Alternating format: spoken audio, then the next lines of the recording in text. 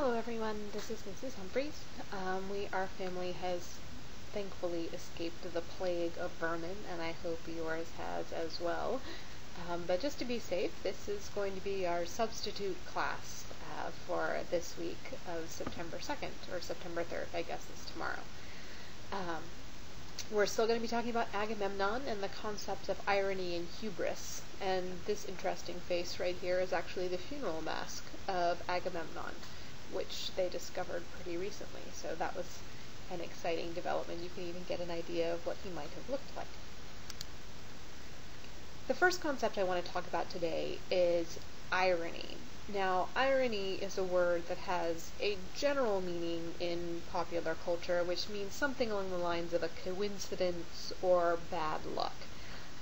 Somebody will, stub their toe, just as they were crossing the finish line, and somebody will say, "Oh, it's just so ironic."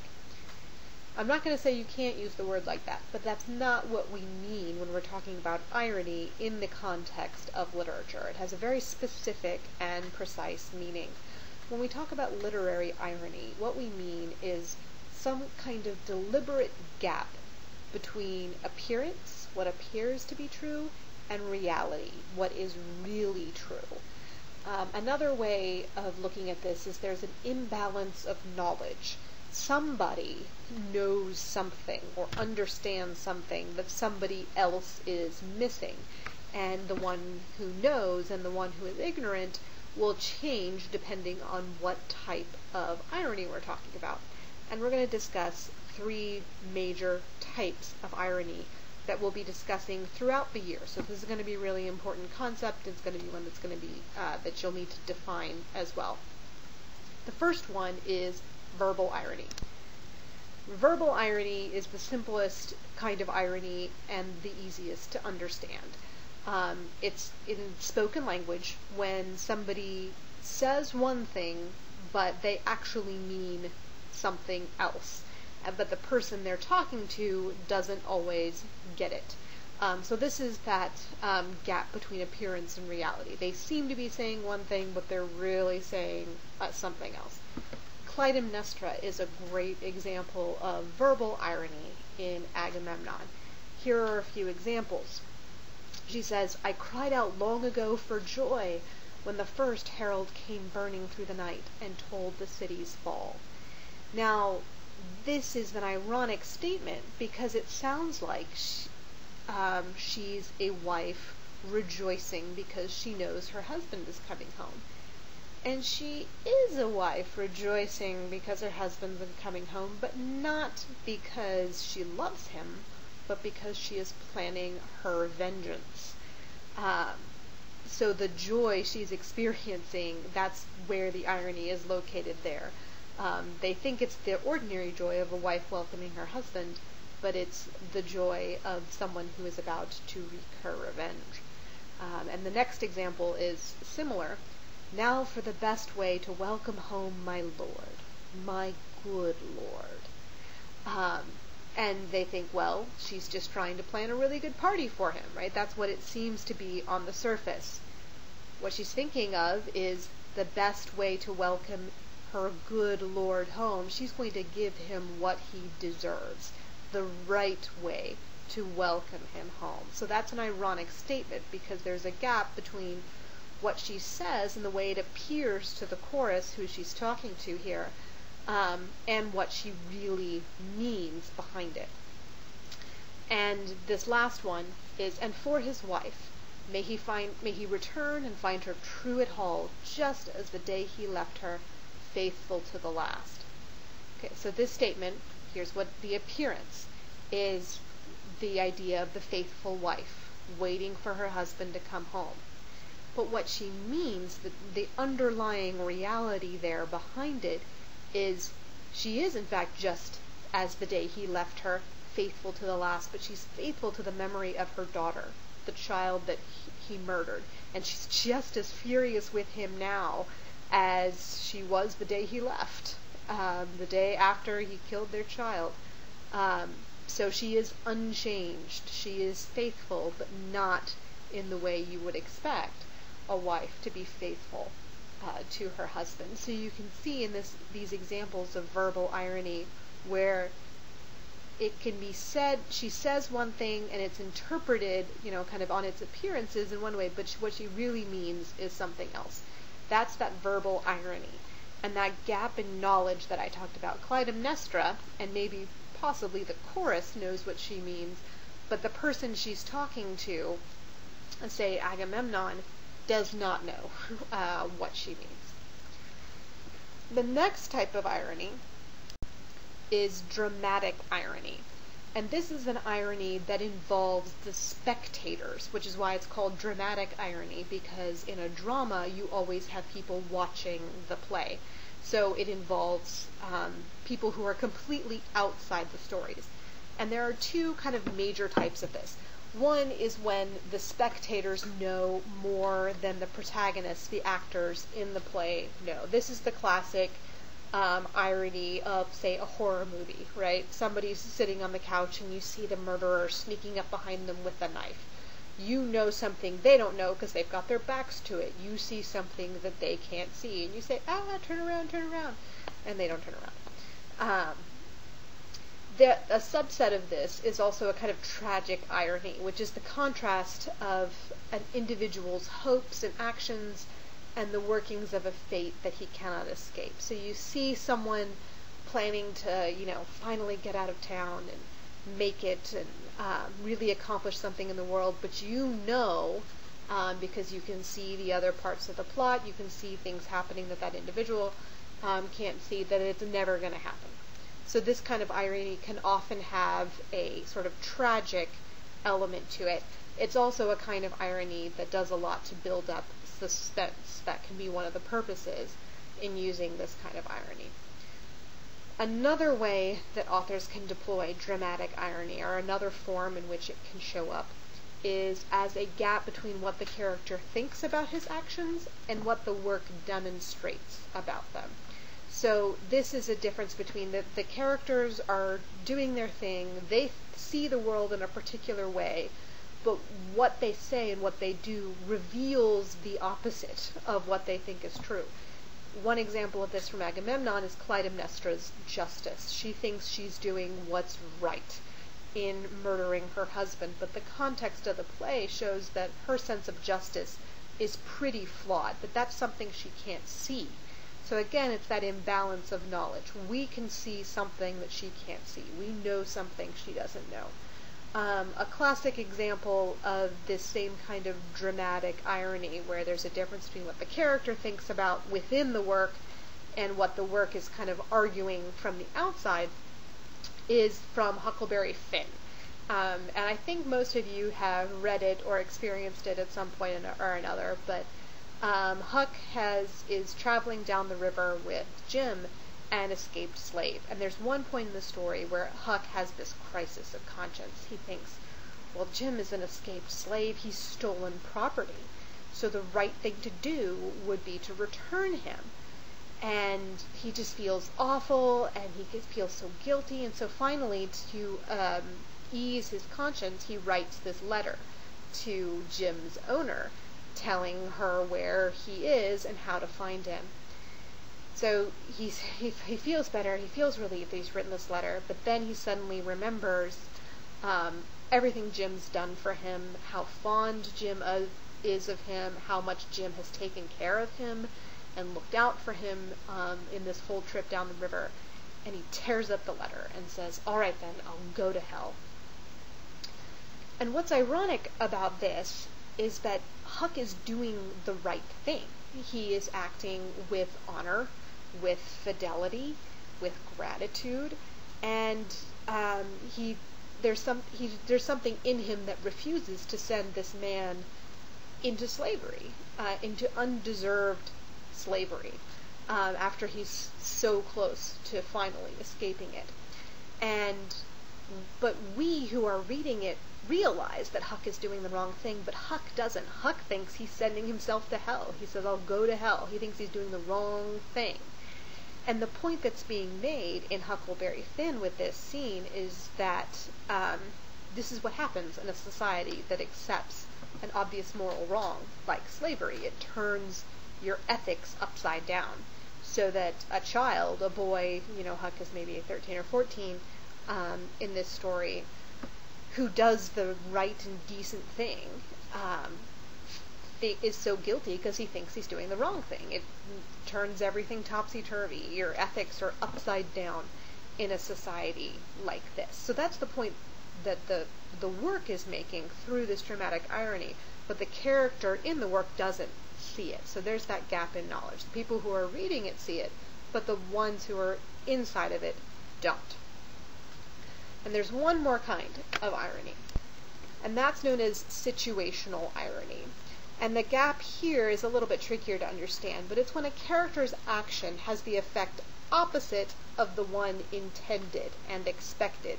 So the gap here is between what you think should happen based on a particular action, what you're trying to accomplish, and the fact that it totally backfires on you.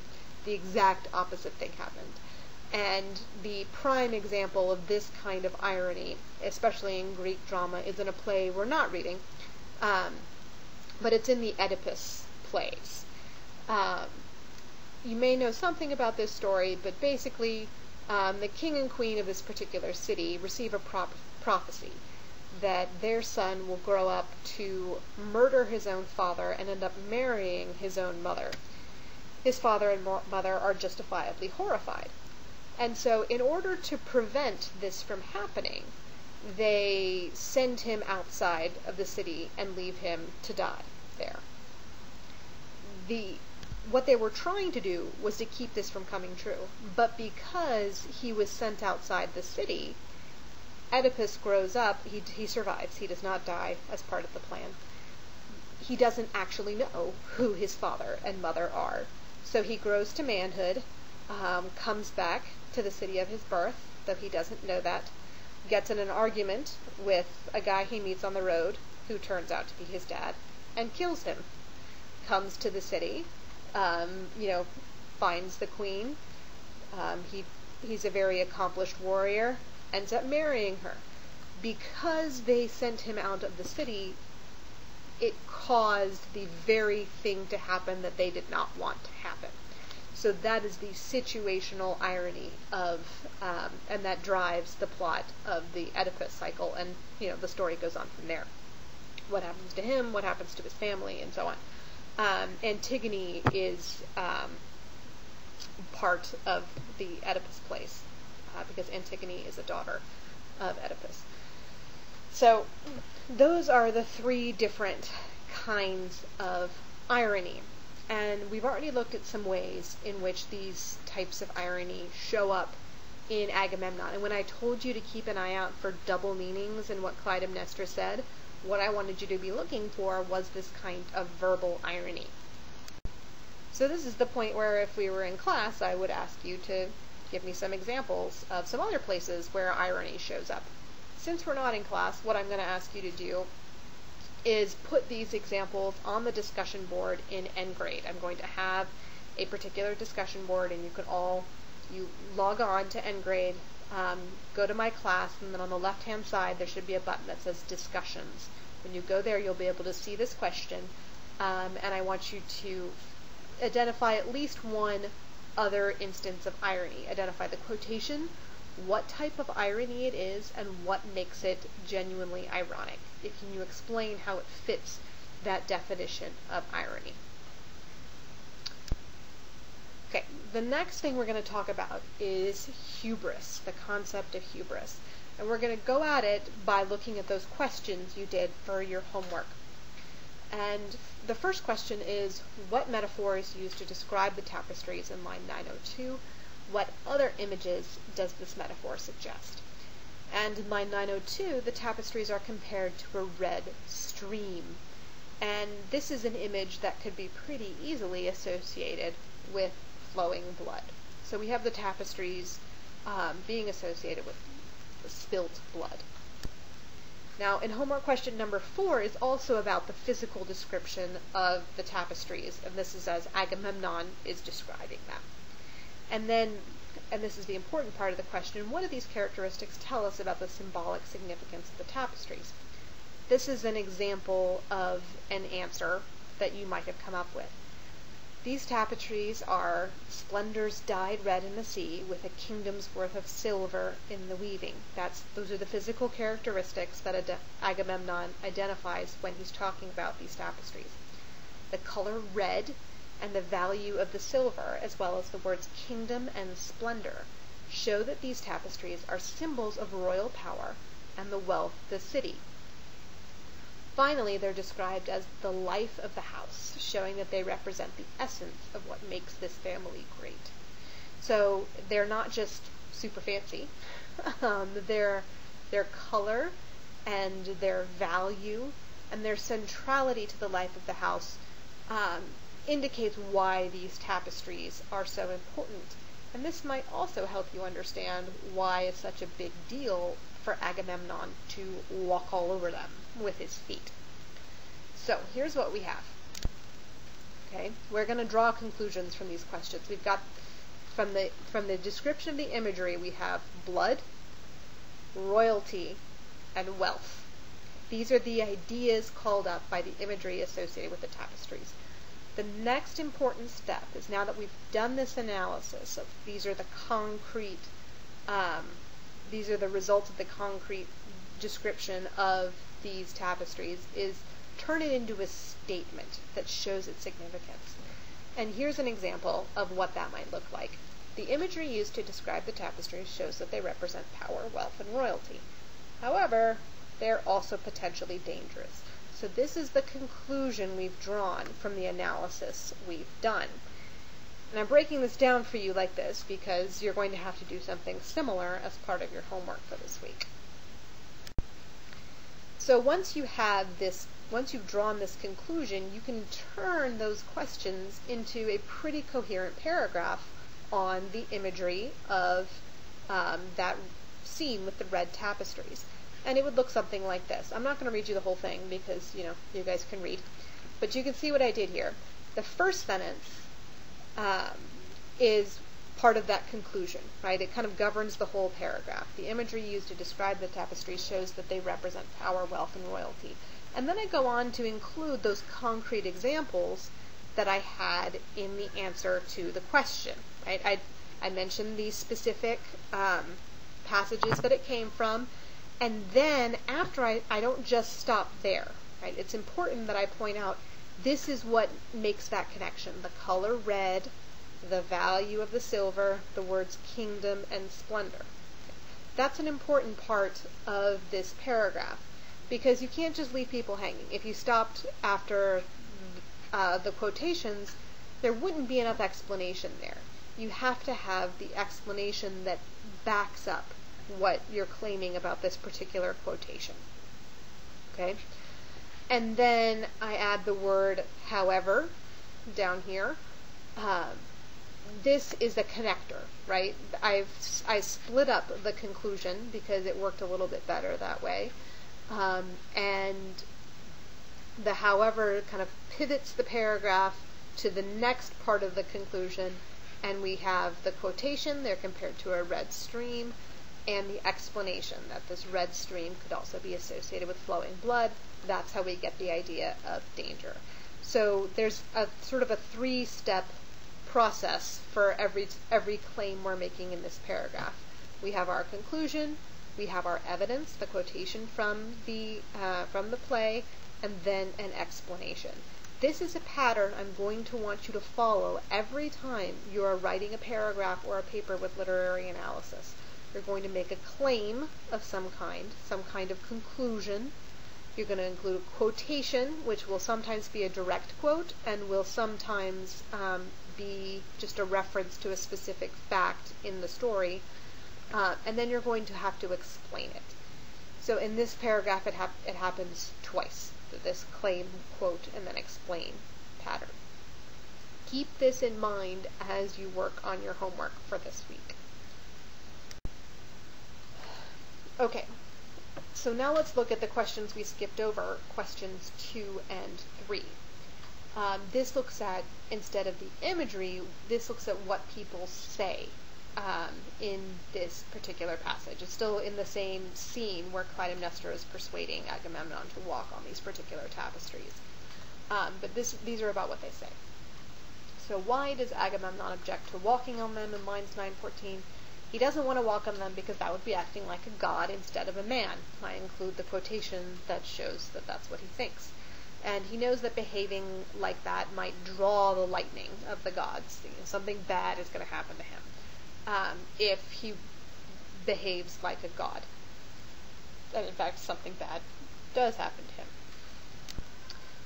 Number 3 is Clytemnestra uses 2 techniques to persuade Agamemnon to walk into the house on the red tapestries. And what are they? You might have chosen to kind of break down her persuasive powers a little differently than I did. That's okay. In essence, how does she pull Agamemnon into behaving this way? First, she suggests that, Priam would have done it.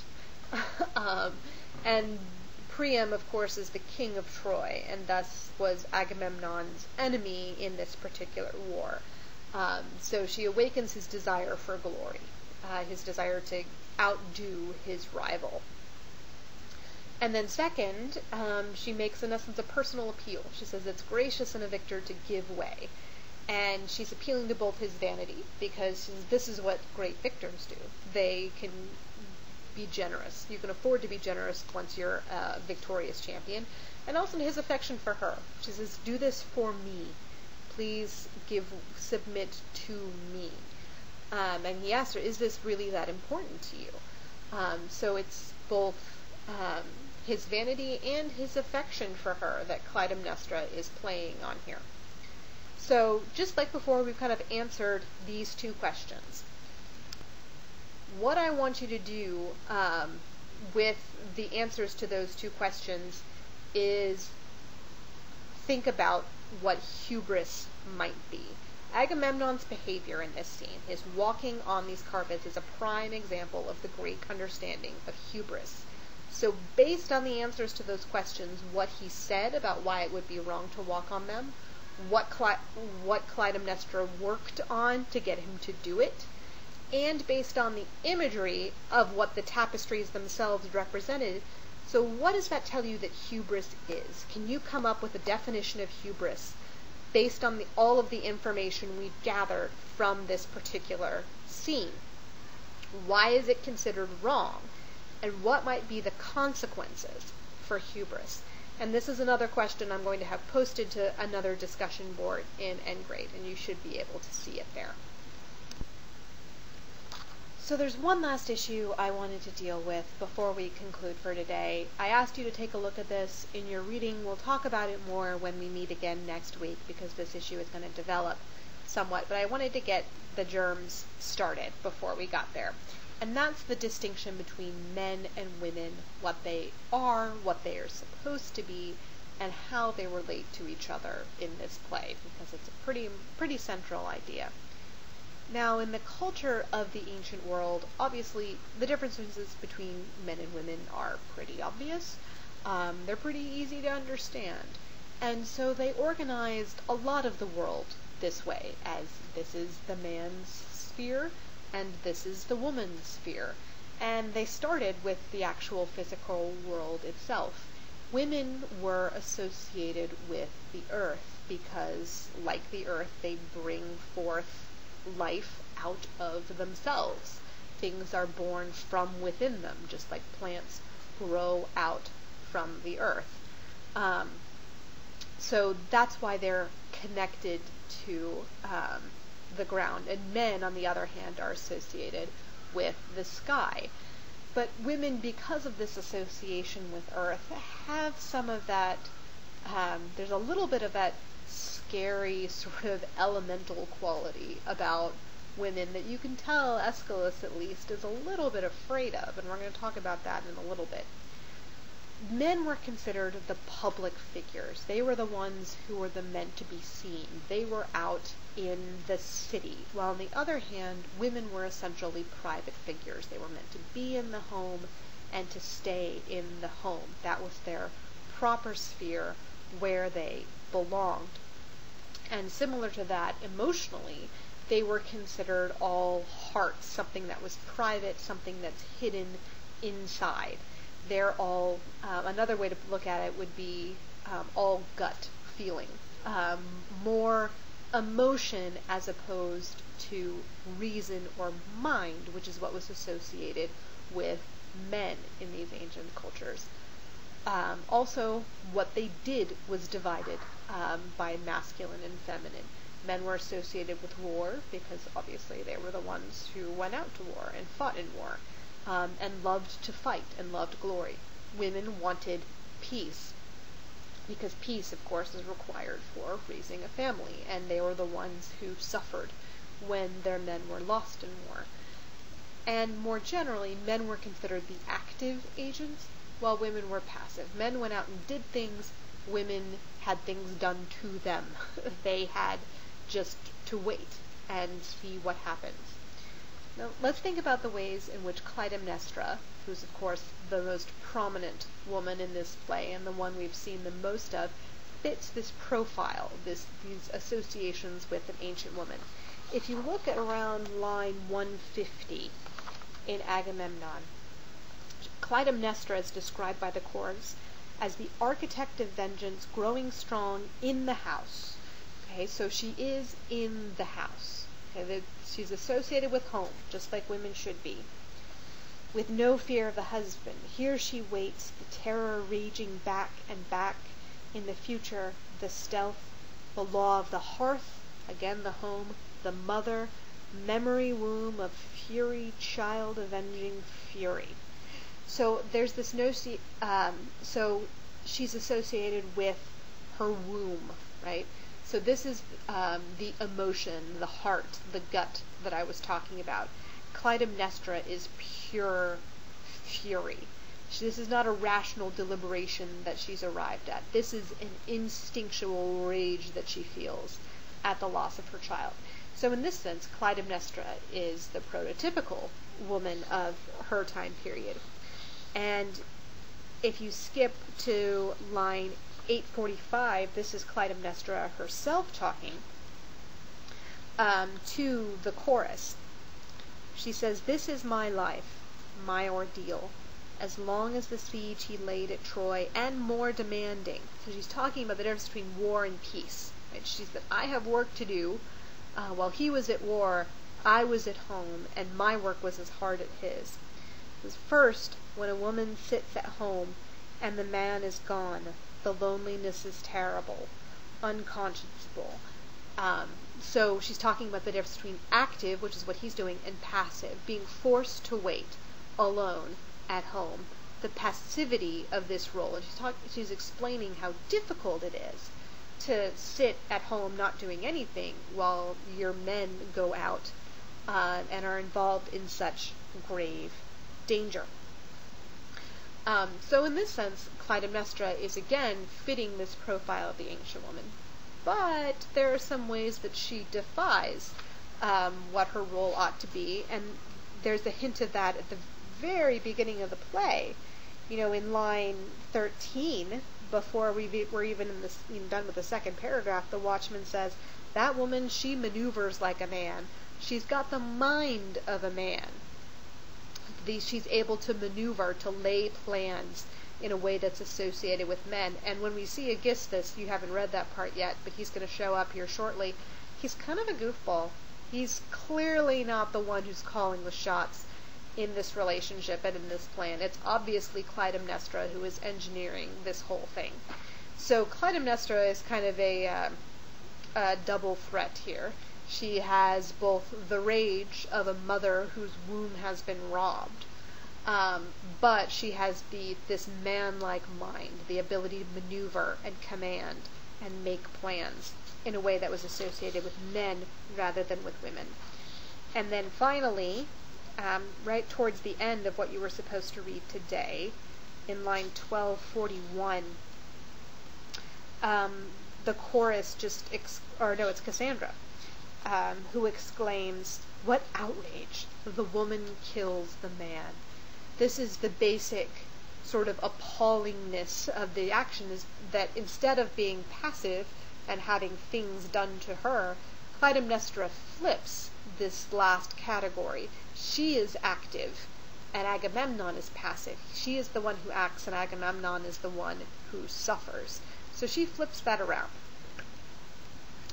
And so the last discussion question I'm going to ask you is, what makes Clytemnestra such a horrifying character? Is that she's a woman who is behaving like a man and is therefore scary for that reason, that she's not behaving the way she should be? Or is that she is so completely feminine? She has no masculine qualities to temper the sheer emotionality of her reactions. She's so devoted to home and so devoted to the child she has brought forth, she can't see anything else. So is Clytemnestra too much of a man or too much of a woman? And which of those do you think explains the threatening nature of Clytemnestra's character in this play? So now it's time to go ahead and take to the discussion boards and see what you have to say. If you have any questions about this lecture, I'm also going to put up a discussion, a spot for you to ask any other questions. Just like in class, I would say, what were your questions for today? You can just post any questions you see, and I can respond to them. Your classmates can also see and respond to them. And your participation for this week is going to come from those posts to the discussion boards, so you are very much encouraged to answer these questions, respond to your classmates, as well as posting your own thoughts, and I hope that will be a good substitute for our meeting this week, and I look forward to seeing you all next week.